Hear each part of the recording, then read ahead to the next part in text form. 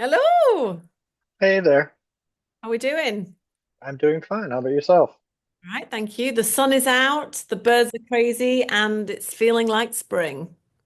Not here. We might have sun, but it is cold. Oh, is it? Oh, that's not what we want. How are you getting No. on? All right. Been Yeah, busy. good. Bus- Uh, have not jumped into the GMA stuff, really. So I got to get on that. I got to carve out my window to do that. Yep, Get started on that. But I wanted to jump in on this. yep. Uh, Form a habit. That's good. So you might be you today, or you might be 5 years. So it just all depends on who pops on. Okay. So All last week, right. was it no Tuesday we had no because it's half term here, so everybody's on school holidays. Last week there was about I think it was four of them on last week, so that was quite good banter. But yeah, it doesn't matter. At the end of the day, it's I'm here no matter what. So if you know Okay. if you need to go through stuff and that sort of thing, that's good. All right. Well, while I have you, let me ask you You have it. some questions. That's fine. So Take full advantage. I am. So as I told you, I read Built to Sell, Yes. that book, and I've started reading Buyer Personas. In Hmm. fact, I don't even know where my book is around here, but it's somewhere. Yeah. Um, so I guess my biggest problem with both of these books is they seem to approach it from a product Correct. perspective. So trying to wrap a professional services brain around that, I struggle with that. Yeah. So Okay. in your experience, then, how does one go and apply it to the professional services business? So, firstly, you've definitely geeked out first because you've read the books before doing the course, which is totally fine. Because it's supplementary reading to support the theory behind the buyer persona exercise. So, in the buyer persona, let me just double check which one it's on. I think I've put it in the segment section. We did a few weeks ago, we did a webinar on buyer persona, so like the big picture webinar. Yeah, I think I was on that You one. were on that one, yeah. So that Yeah. explains a little bit more the detail behind. That's right, I remember now. So that just gives you a little bit of the over sense that with the buyers. With the buyer personas, when you go into understanding your buyers, depending on the markets that you're focusing on, you'll have maybe no more than 3 to 5 key buyers that you work on. Okay. Understanding those buyers is breaking them down into not necessarily they might not necessarily be the purse string holder. It might be the technical person, or it might be the site manager, or it might whoever is that key buyer. It's understanding their pain points and asking them the questions as what triggered them to actually look for a solution. Not Okay. how did you find a surveyor? It's literally what has triggered you to actually look for a solution. So give me one of your current customers. Give me one of those. Well, there's always the homeowner, which is a lot of our work, and then there's land developers. Right. Now I remember Uh, correctly, there was one that you wanted to do more because it was much more profitable. Which one was it? Wasn't the home? I want to get more into. I'd love to get more into, let's call it the corporate client, like, and I'll just throw out like the Dunkin' Donuts Dunkin' Donuts. franchisee, Right. something like that. And we do a little bit of it, Yeah. but we're because Dunkin' here is a franchise, brand, yeah, it's a Yeah. franchise. Yeah. So we're dealing with individual owners per se who may have one store, could have 5 stores, and you know, we broke into that a little bit with one of the gentlemen who owns a number of stores here in town, but he moved from another surveyor who just, he's 2 people, him and one other. He can't handle their volume of work. Hmm. So I got the referral through, basically a competitor slash colleague. Hmm. And so we've done a couple. So it's like then how to branch out from that and find the others who are doing the same thing in other towns.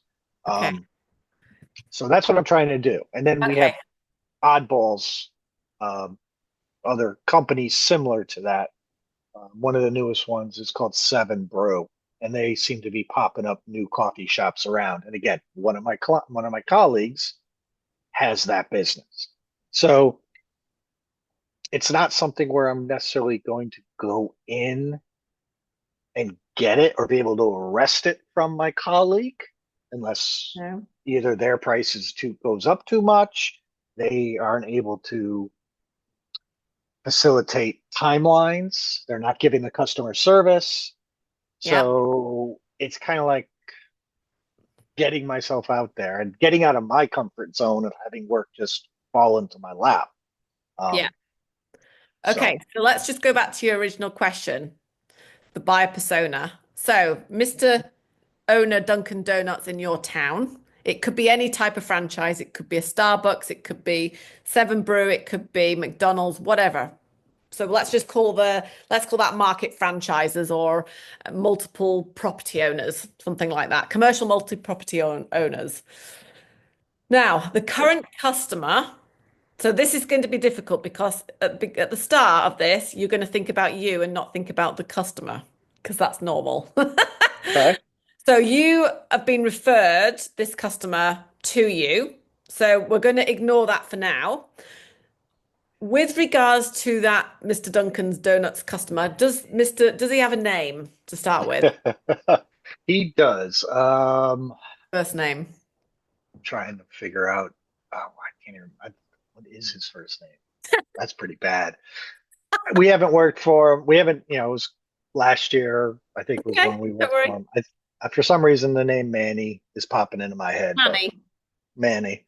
Manny. Okay, let's call him Manny. Right. Okay. So I want you to be Manny. Okay. You're Manny. You've bought franchise Dunkin' Donuts. So Manny, um, how long have you been in business? I don't know that answer from him, but let's say 20 years. 20 years. Okay. How many shops do you own? How many properties do you own? I think there's five. Okay. Again, I don't know a lot Don't about. matter, don't You're worry. right. Don't matter, doesn't matter, doesn't matter. We're just going to play this role because this is going to get you thinking about the customer. And this is why the buyer, Okay. from a service perspective, this is what you've got to think about. So Manny, uh, what has triggered you to look for somebody who can help you either with survey work or there's a problem that's come up that you need measurement, but you might not know about surveyors, but you need some kind of measurement or something. What's triggered you to do that, to search for it? It would be the corporate has different plans for the Dunkin' stores, Mm. and basically our model has changed, and the one drive-through lane is no longer servicing what we need for growth and turnover. We need to get our customers in and out of our Dunkins faster. So basically, we are converting from one drive-through to a two drive-through, two lanes model, and this is being driven by corporate and sales, of course. So we need someone to update our plans so we can go get our permitting. So then we can start construction and get these remodels up and going. Okay. Now, are you aware of surveyors? Are you aware of people do measurement, or did you go to like your architect first, or did you go to corporate and ask corporate their advice? I was working with another surveyor in another town. He wasn't performing. He didn't have the bandwidth to do what Okay. I needed because I own five stores, so I got to get them all in a row. Okay. Um, and you know, most corporate, if your stores aren't up to date and you aren't performing, you don't get to buy another franchise Hmm. in the area. So I have to upgrade my stuff to be able to continue to expand what I own to make more money. Now, So is this a problem for most people who have say, five franchisees, or is it Yes, I would imagine it is that, okay? as I said, corporate wants certain numbers. You have to hit those numbers to get preferential pricing, preferential treatment, um, be able to get more franchise locations. So, um, and I know this, Christopher knows this from working with car dealers too, that car dealers have to expand and show the new model, the new showrooms and do all the upgrades. So they get more cars, get cars first. So it's the same. I'm imagining it's the same with Duncan as well. So Okay, okay. So especially for the people with the five stores, maybe if you just had one store, it might not be such a big issue. yeah, I honestly don't think when it comes to franchisees and whether it's coffee, whether it's cars, I don't think the one shop owners last too long. Okay. I mean, they may be fine, but I think the people who are true businessmen see that expansion, upgrades, getting preferential treatment, preferential pricing, then they can sell more product. Yeah. So, Okay, so what we've just done there is I've picked on you as pretend Mr. Manny. You've dived into that person's shoes. So he's a franchise owner of five stores. So he's probably on that list with corporate to expand, and also they want to give him, and he wants to take that because it's going to give him more money. He has a headache because he has to expand the drive-throughs. He's got to figure out a plan how to do that.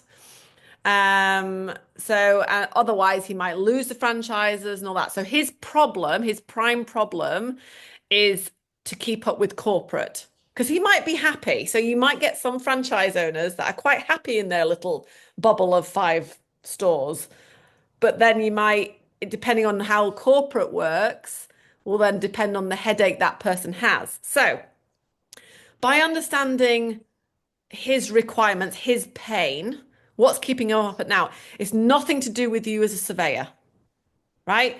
oh yeah, Problem is nothing to do with you. Yes, okay, he's been referenced and got that somebody else, and then you've come into this particular guy. But his big problem is like, oh shit, how I need to expand and how do I do it? And then his next problem is then, how does he choose someone? Does he go to the architect? Where does he ask for advice?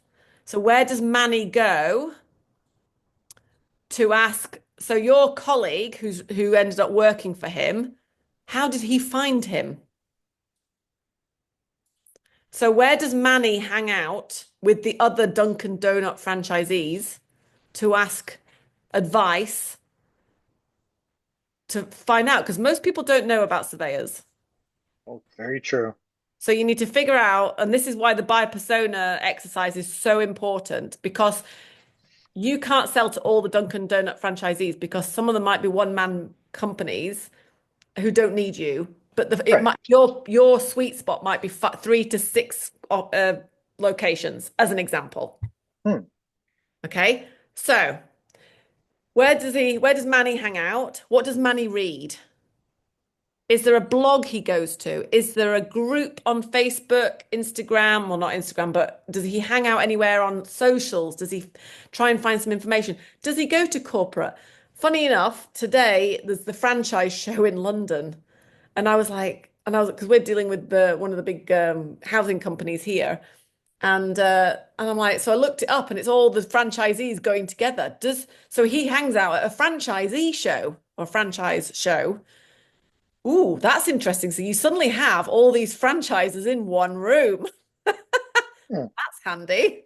They must be, and there will be definitely one in America, and it'll be massive as well, won't it? Because it's where franchise Yeah, from. So that's the next question. So when you do these interviews and also really hone in, you start with people in your office first. So five clients, one being Manny, because he's five sites. His problem he's got to expand, otherwise he loses his franchisees, or he has to decrease, which he doesn't want to do. Maybe he's entrepreneurial, maybe he's a go-getter, because you don't want to attract the ones that are not go-getters. very true. Okay, so maybe he's a go-getter. Maybe he's quite entrepreneurial, so that might be a big key indicator for him. Um, he wants help, so he goes and finds the different people, so where they're hanging out. So his little group of people. So you need to know that. Then you need to figure out the next stage in the journey.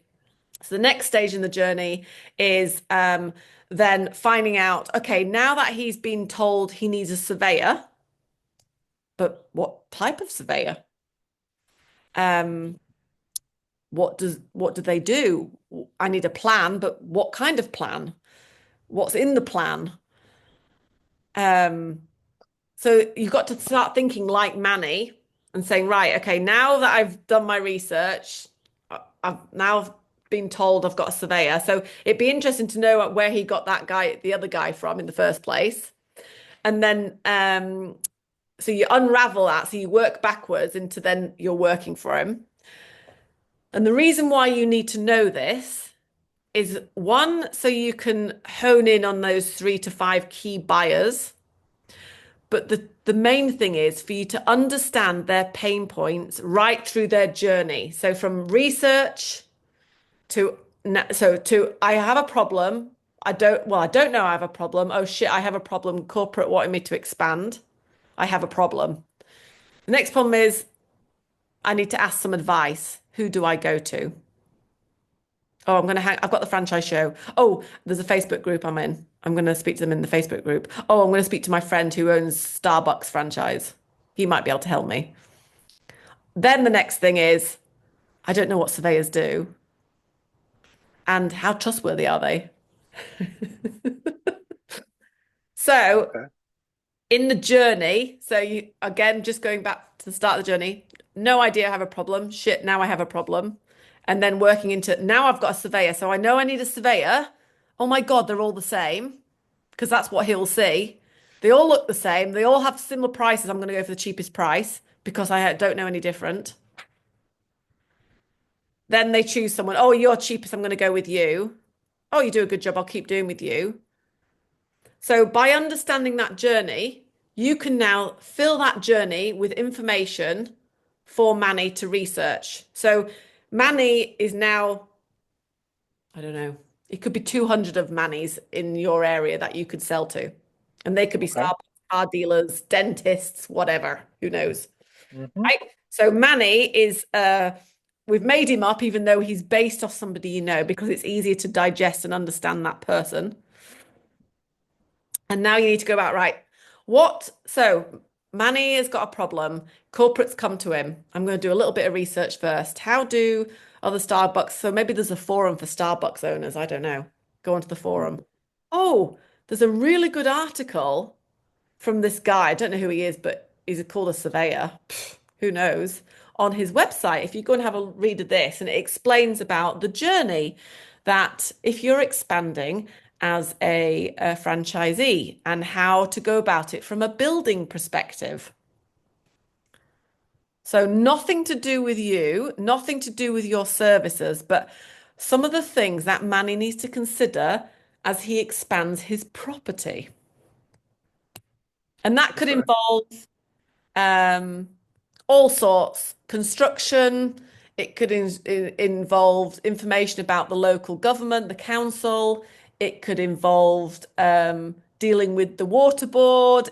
Just some of the things that Manny needs to consider if he's going to expand. Does he have enough land? Does he need to have a look at that? Does he own the land next door? Who owns the land next door? So all these things that Manny needs to consider. Oh, this article's telling me loads of information. This is really insightful, right? Now, next, Manny's come along. He's like, right, okay, this is great. I've gone to my franchise thing. I've spoken to some of my colleagues to ask them how do I do this. They've recommended I need a land surveyor. Okay, but what kind of land surveyor? So next minute, he's gone to your website and there's a nice piece of information about choosing the right surveyor for your job. Choosing the right surveyor for expanding your Dunkin' Donuts property. What you need to do. Things you must, I think Stuart's a shame that Stuart's not on this call actually. I think Stuart did an article on choosing a surveyor. He did. I actually Yeah. I saw it and I downloaded it or made a copy of it. Yeah. So copy that for your franchisees. Well, not copy it completely, but Yeah. use it for your exactly what. So when people are doing a search in your area and they need to understand what a surveyor is for franchisees. Now, the thing is, remember with this, you can do the same thing. What is a surveyor for franchisees? What is a surveyor for home builders? What is a surveyor for whatever? But you focus it on that buyer. So then it's talking to them and not generalizing. Okay. So different same document Yeah. tailored to Yeah. different But my personas. Yeah, but my advice for you, start with one. So if we're going to start, if we know that the franchisee network is probably very profitable, let's build on that. Hmm. Then you can Okay. start building content along that journey. So, so Manny's done that. He's gone along and he's like, right, oh, I found a really nice, oh, I've gone back to this guy. Or somebody else has had mentioned you, or there's seen some social posts, or wherever Manny hangs out in the world of social media, where does he hang out? I don't know. Older than I am, so I probably doesn't hang out in the social media No. too much. No, but you need to find out. He might follow podcasts. He might be on the radio. He might listen to the radio, Okay. local radio station. Ask the question. He All might be right. he might be on X. He might be on Twitter. Well, I know his daughter, he and his daughter work together. Probably, he's probably 10 plus years older than I am, and she's probably 20 years younger than I am. So Yeah, I'm kind yeah, of yeah, yeah. probably in the middle. So I could definitely, yeah, find out and ask the Yeah, question. so this is another good point you've just made. Is a lot of the franchisees, are they family businesses? Oh, I think so. Even better.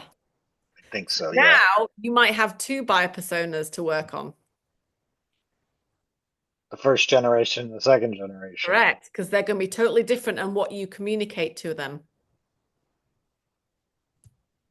So Okay. Manny, great. He's going to have specific things in his world that you're going to put on your website, and then you're going to have it completely different for his daughter. It could lead to the same landing pages or, same information, but this is from a landing page. So, for example, when people start doing their searches online using ChatGPT now more and more often for searches instead of Google, which is going to be very interesting over the next few Hmm. years. Yeah, people are using it for search. Didn't realize someone would use it for search. More accurate. You think it's more accurate? Yeah. Okay. Give me the local franchisees in my area. Hmm. I'll have to play around with Have a play, ChatGPT. have a play with that. Yeah. So going back to Manny, so you've gone along that journey, you've produced some content about expanding a franchise and some of the things that you need to think about. Doesn't talk to you about you. Don't look at us because the one thing I said to Stuart, if you look through school, he'd put I think an email list and stuff out, and the first opening line was Dioptra, we're in Idaho. Like, axe that. Who gives a shit about you? Get rid of it. And he's like, oh, okay then. They're already reading it. They've already got it. They're on your website, so they know your name. Gotcha. Yeah. Start with the initial issue or what they're trying to solve or the value. So, Manny's in the world. Are you a franchise family run business, with several stores that you're looking to expand because corporate said so? Oh, yeah, I am. Great. So, they've searched for it, they've come up against that information. Also, if you go to shows and you had a flyer, so say that you went to a franchise show and you had like a little A5 card that you gave out, and the strapline was, are you a family run business looking to expand your property portfolio? Scan this QR code. They scan the QR code, it goes to a landing page on your website and it talks to the Mannies of the world Okay. along that journey. Now, in something like that, because I'm second generation, is that something that you play on the strengths? You know, I've already done the transition from my father to me. I don't know. Does that play in at all? Do Yeah, do you mean family-owned businesses want to work with family-owned businesses kind of maybe thing? so? But that's in the that's so let me just show you something. Let me show you this. So this is in module 8. So this is what I've just explaining on the journey. So when you're doing your customer research, so Manny, he doesn't know he has a problem, then corporate come along and go, you need to expand and double up you need to get more business through your lanes. Oh, great. Now I have a real headache because I don't even know where to start. Who do I speak to? Blah, blah, blah. Oh, this is a nice piece of content that this lovely guy called Christopher has written about expanding property. Oh, that's really interesting. So next minute he does a bit more research. He comes across another piece of information. Then he'll keep doing the research in this pre-buying journey. And then when he starts to look into the buying journey, so this is where most people, 99% of the time, our world, surveyors especially, are selling in the buying journey. We are surveyors, buy our stuff. You need our service. We do laser scanning. What's laser scanning? We have total stations. What are total stations? Yeah.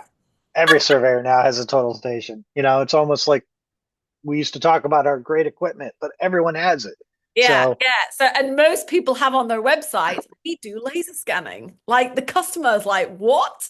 What is right. your Dunkin' Donuts man won't ever he will not care about laser scanning.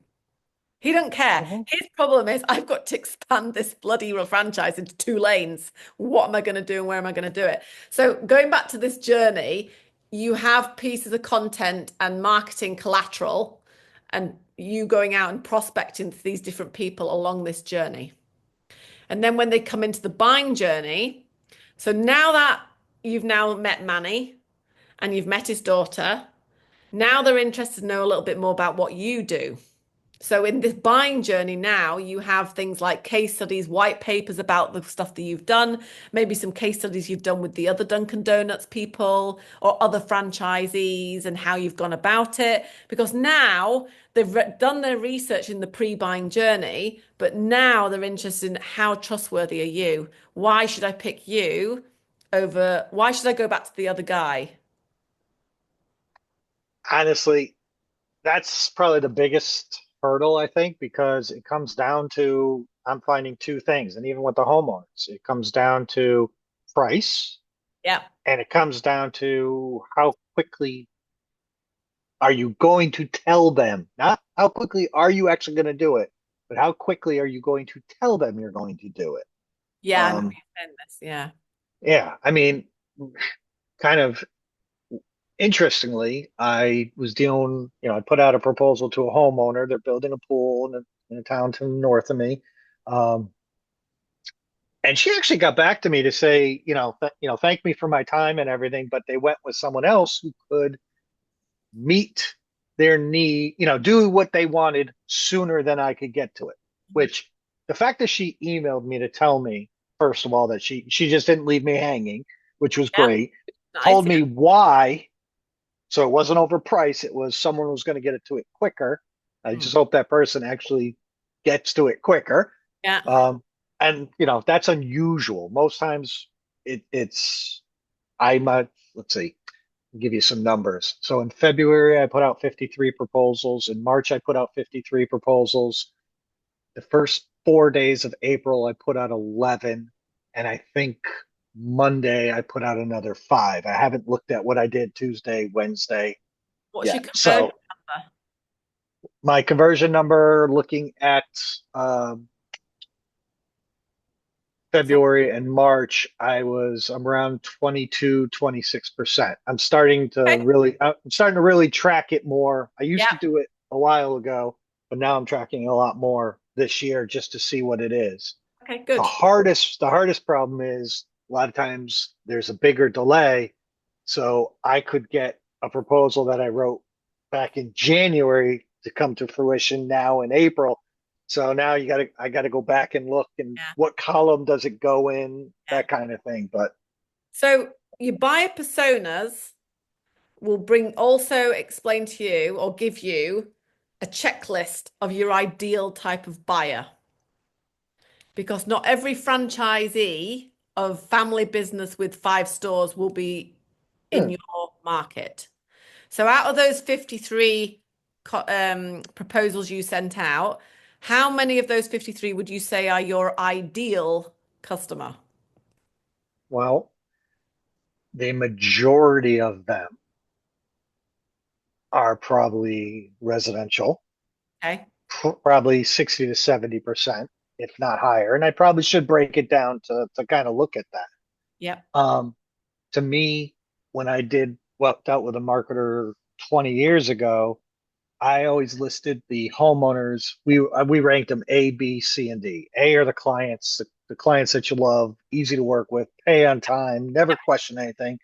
B are the clients, they're good to work with. They might use you once every so often, or maybe they're a little slower to pay. The C we ranked as the homeowners, basically the one shot.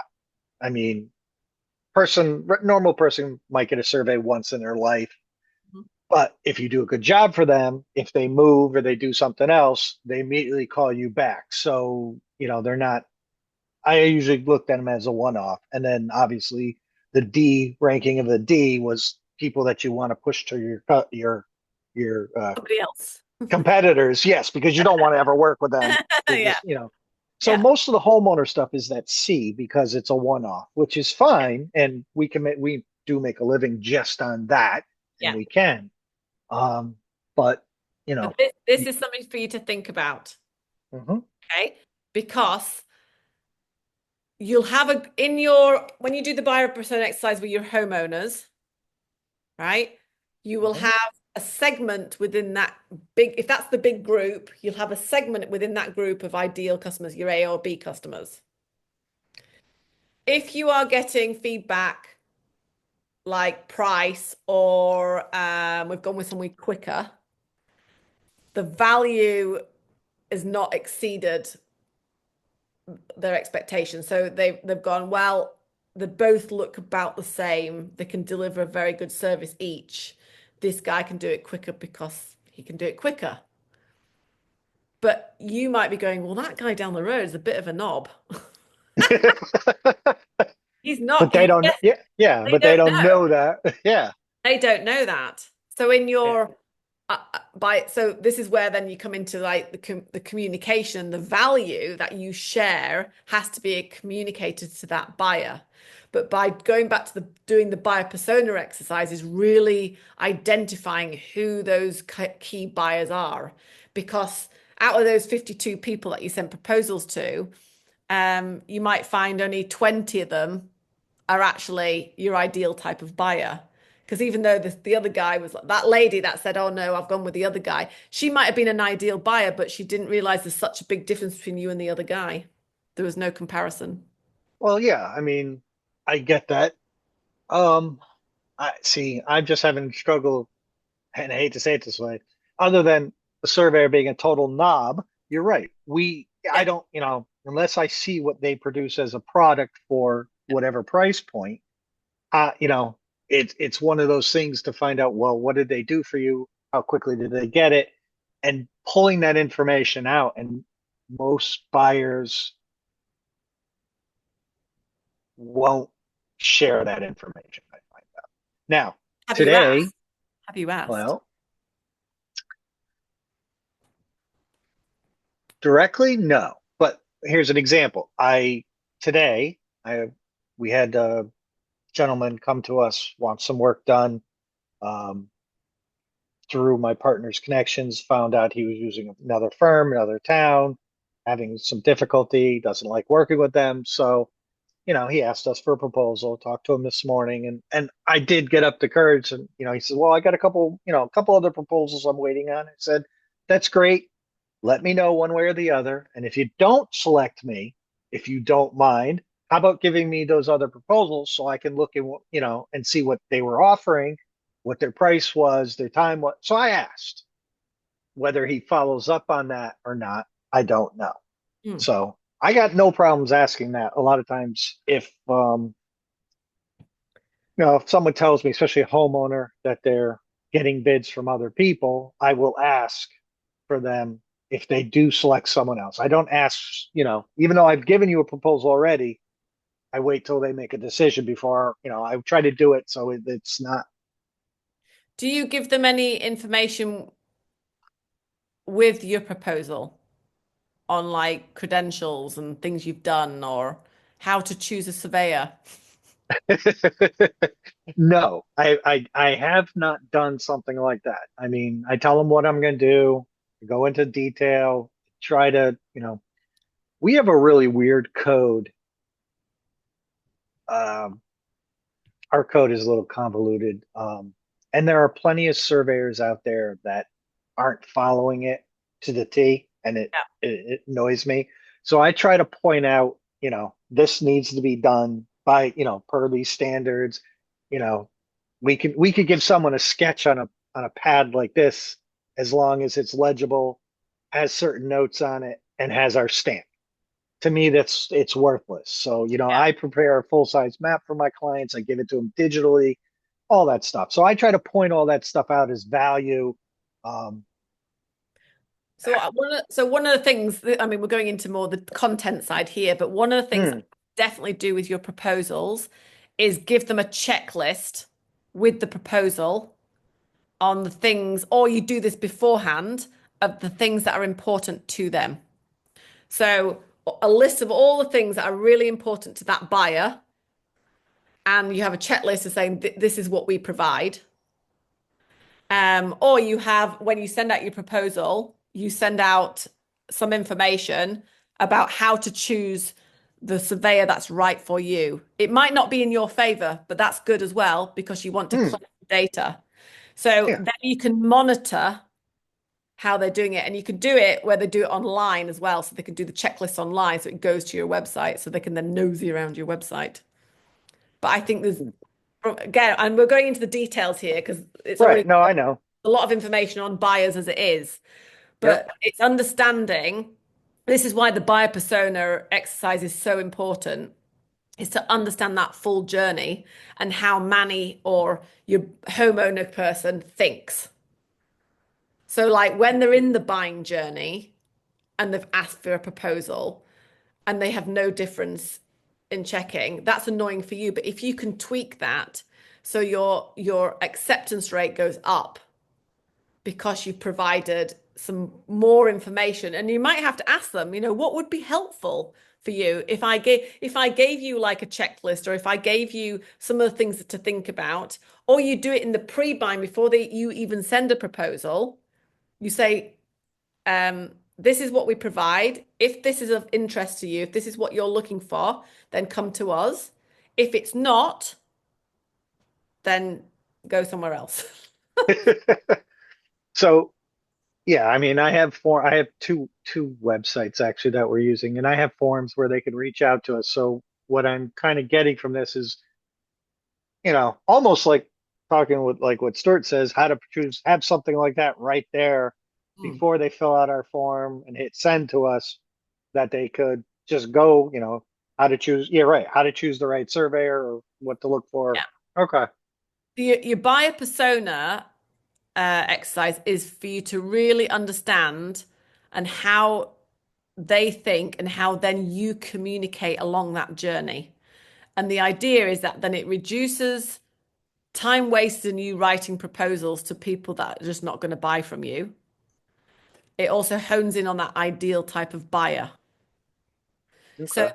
then you measure that via your acceptance of proposals.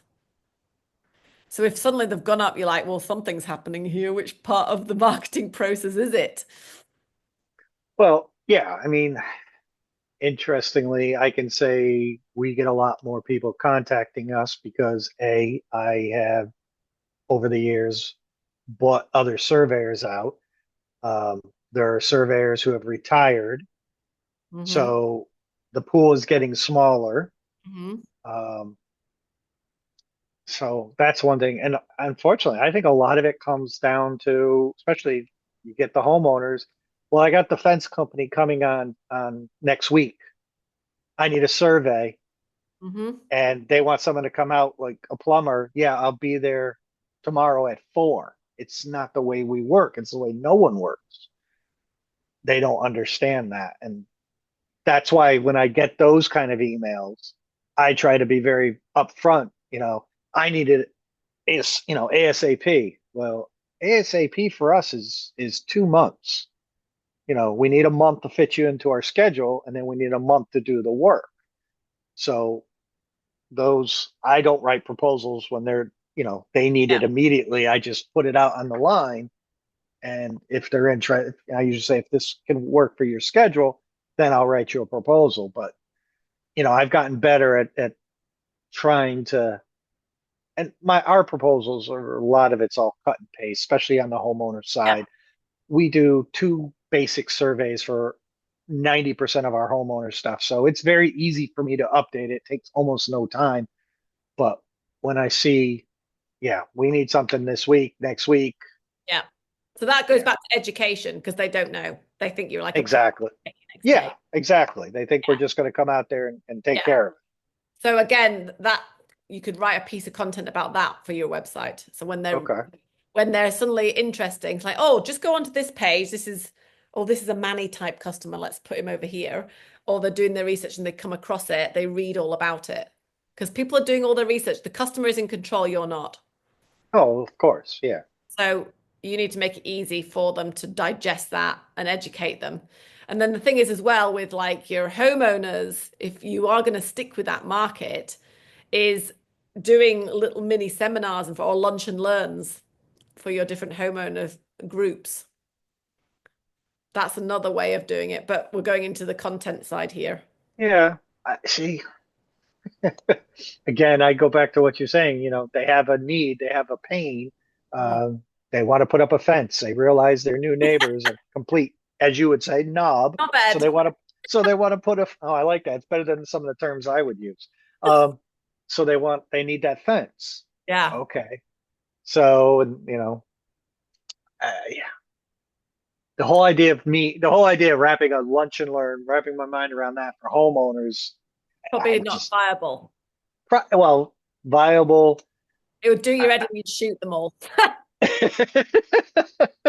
But good. This is why, like when you do the strategy exercise in GMA, is understanding who your markets are. So like looking at like again going back to like 3 or 4 key markets or even 2 markets that you're focusing on. So at the moment, if you buy homeowners is a big major market, they're a pain in the ass, but it's good, keeps the business going. But you want to go to the franchise. That's where you start. You keep your buyers, your homeowners ticking over, that's not a problem, and focus on your strategy and building up your marketing strategy for your franchisees and building in that because it's going to take you time to write the content and build the structure. But it's going back to the buyers and really understanding your core buyers. Because again, you will have those core homeowners that you think, do you know what, I like working with these types of people. It's just finding more of that type of people through them finding you, and then also vice versa, you then reaching out to them. With our course, one of the things I never push in the course, I might do it on here, is that advertising. The amount of people that are doing Google ads and Facebook ads and stuff like that. And I'm like, stop, stop, stop, stop, stop. Let's see what's organically working first for you. Then you can amplify it. hmm. And So I think I've told you, I really don't. I yeah, mean, um, yeah, I really don't do advertising at all. It's mostly word of mouth. yeah, which is good. Once Great. once in a while, something comes along, whether we work for a church and they ask us to put something in a church bulletin, you know, maybe I'll do that once or twice, but I don't get a lot of work from that. Yeah. Um, I mean, I've tried a long time ago. I tried radio a little bit. Um, and what was funny about that is another surveyor heard an ad on the radio, called the association office almost to complain about it, like there was some unwritten rule that you weren't allowed to advertise. And it came up, and it was me, and I just kept my mouth shut. And I'm like, so attorneys, doctors, plumbers, they can all advertise, and there's no issue. Why? Well, they're professional. What's the problem? Yeah. I guess back in the day, a bunch of surveyors agreed that they weren't going to do that. And to me, it's like, that's absolutely ridiculous. Yeah. If I want to advertise or, let people know I exist, why wouldn't I do Yeah. Yeah. that? I just never understood that. Luckily, haven't had to. I Yeah. mean, even when there was a recession, we didn't do stuff like that. But every once in a while, there are things that we will do. Yeah. Yeah. So before I'm not going to go down the rabbit hole of like a full content plan today, but Yeah, of course. I think for you, I think try and carve out some time to go through the first few lessons, the markets, the segments, and the buyers. Mhm. And I would suggest you focus on your franchise um, section because that's potentially very profitable and good growth market for you. And we Yeah, can work on that over the next 6 months, whatever. yeah, yeah. I mean, because that is one segment. I mean, we do have developers, builders, Yeah, so that could be another one. and yeah, it is another one. In fact, the gentleman I was talking about just a few minutes ago, he's in that ballpark. I just got another one who signed two nice size contracts with us recently. So that's starting to pick up. And again, I mean, I know both have been with other firms. Yeah. One I've gotten confirmation that he's having a little bit of a heartache with the firm he uses. The other one, the firm he was using was small at one point. They got bought out. They're now international. The Yeah. people who he probably was dealing with aren't there anymore. Well, So relationship. Mm. yeah, so now we've gotten in on it to do the relationship. Yeah, and yeah, there's a third one too. And Yeah. so we're starting to cultivate these. And again, they're not something I went out looking for. Yeah. They kind of just fell into my lap. Yeah. Um, yeah, I will have to ask the gentleman I was talking about earlier. I'll have to ask how he got our name. But the other two I've had kind of got introduced to ancillary things. For instance, this one gentleman, his name's Phil. He was he bought a piece of property, and my client, which is a water authority that buys basically land for open space and preservation. So they were kind of having odds about where a boundary was on a piece of property. So, both surveyors in the room, both clients in the room, talking out, hashing it out. So that's how I met him. And he must have remembered and then came to us asking us for pricing on this job. Same with the second one. I'd worked for someone else. This client bought a building, had a copy of my map, called me because he needed something done. And now one thing has led to another because what I've been hearing more often than not is I'm the guy who picks up the telephone. I'm the guy who emails back. I respond to stuff, and it shakes my head that my competitors don't do this because how do you get work if you're not going to pick up the phone and respond? Yeah. And unfortunately, or fortunately, it's left me in a position where I have more work than I can get to. So that's why I'm telling homeowners it's 2, 3 months Yeah. before Yeah. I can Yeah. finish your job. But, Yeah. you But know, also it's this is a great opportunity now for you to build up the more profitable markets. right. Exactly. I Get mean, more I need cash a in the lot. company.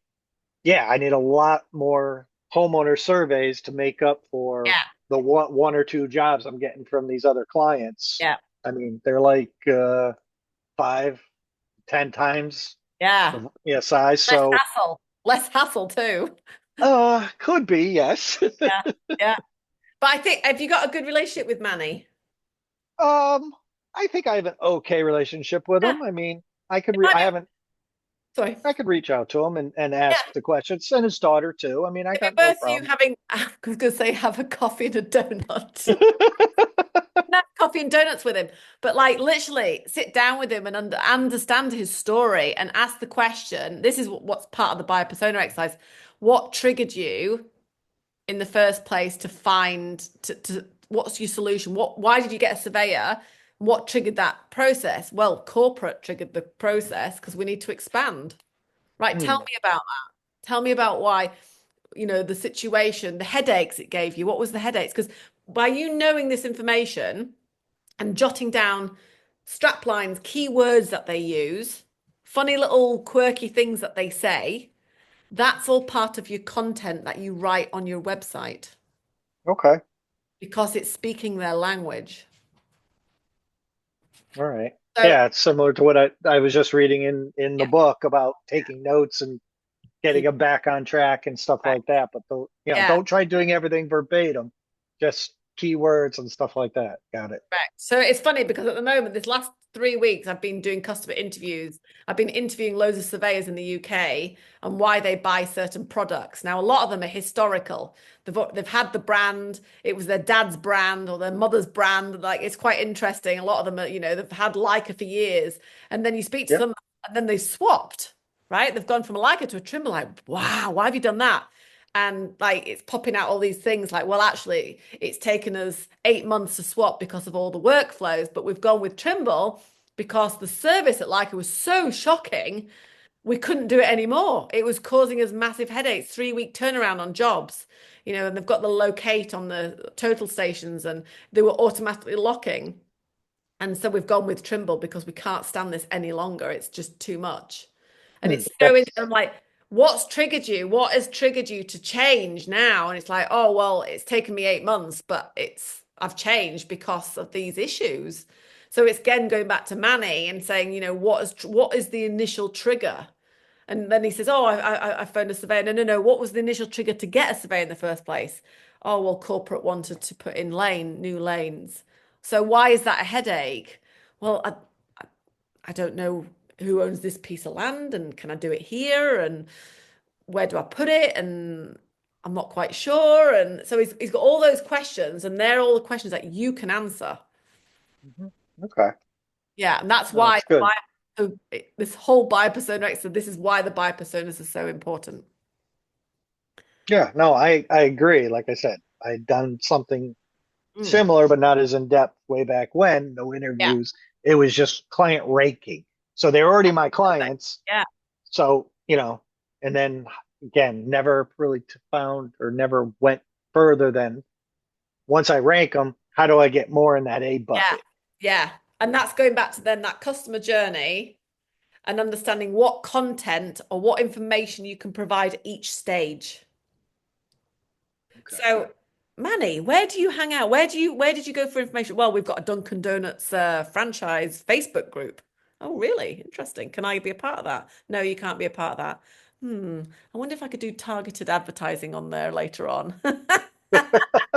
So these little things pop into your marketing plan. You think, right, okay, so that I'll keep a note of that. So do you listen to the radio? Oh yeah, we listen to a radio station. Or actually, I'm into podcasts, but I'm not on social media. Oh, what about your daughter? What do you do? Well, actually, I'm all in Facebook because Facebook's great.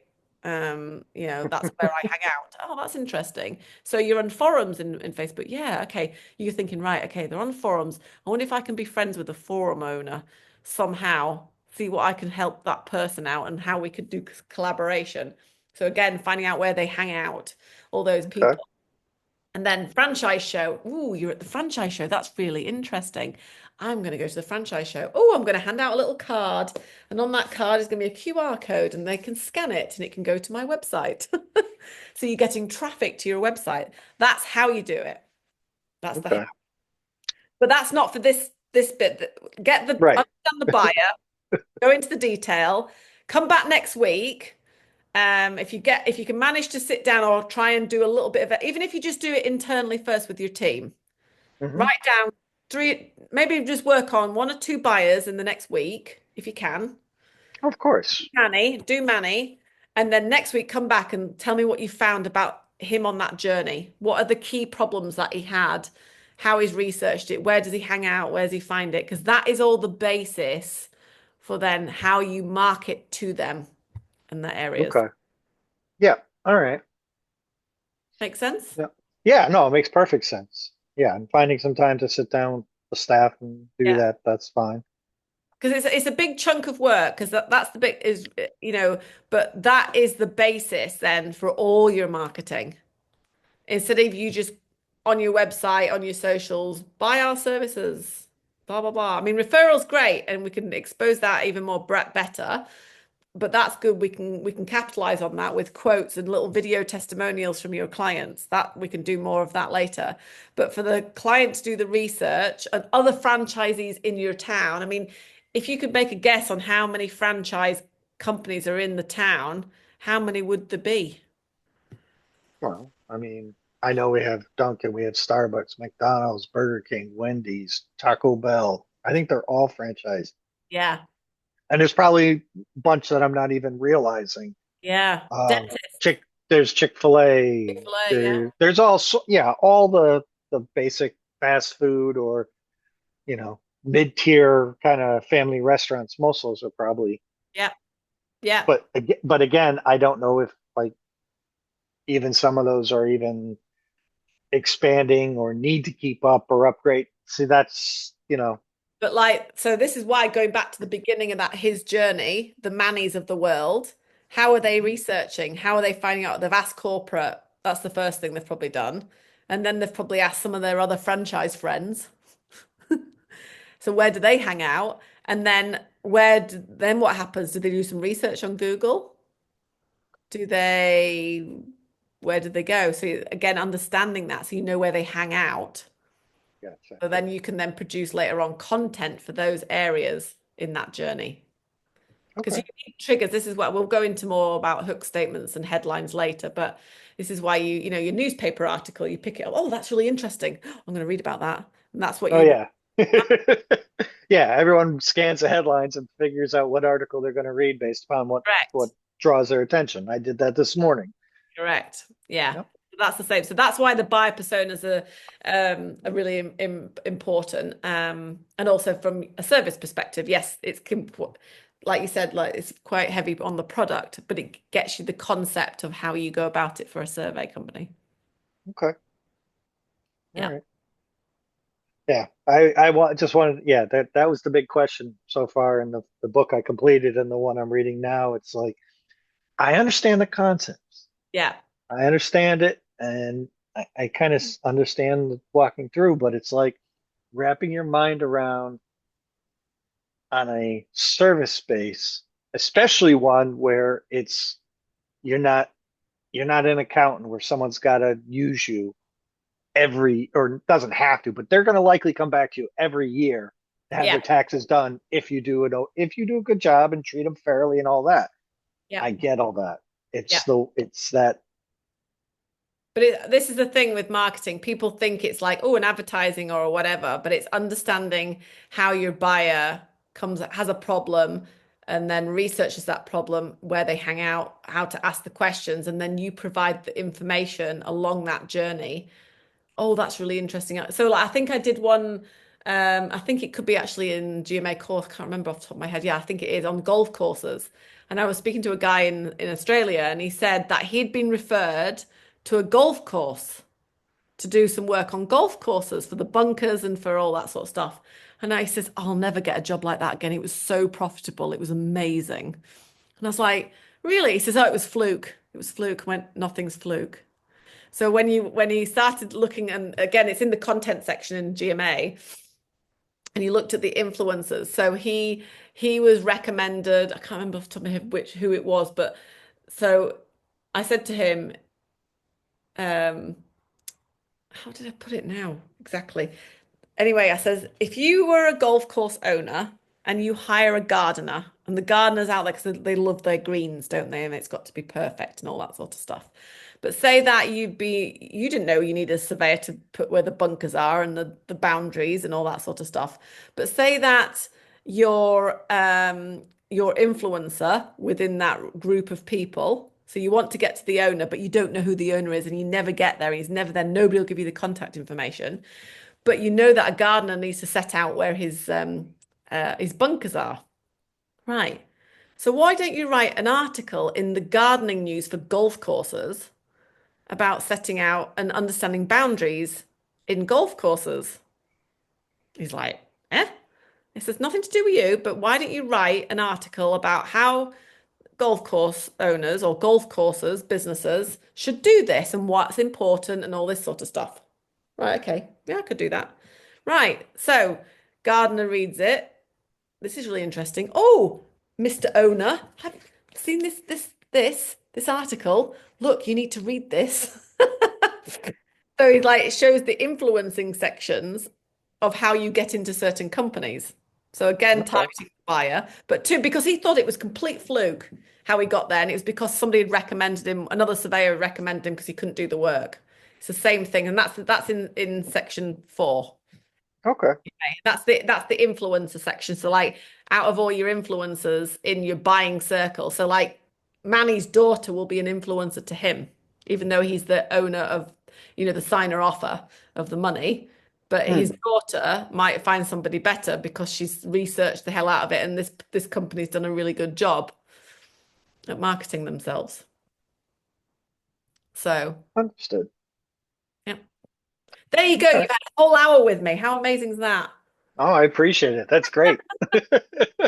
Right. Well, everything's recorded, so this will go up onto the school, so you can read it, listen to it back if you need to go back through it. Okay. I mean, I took some notes, but yeah, having it recorded is great. Yeah. And then All right. if you have any questions, stick them in school, and then yeah, I'll look forward to hearing from you in the next part of your journey. Okay. Excellent. Thank you, All right. Elaine. See you later. Take All care. right. Bye. Bye-bye.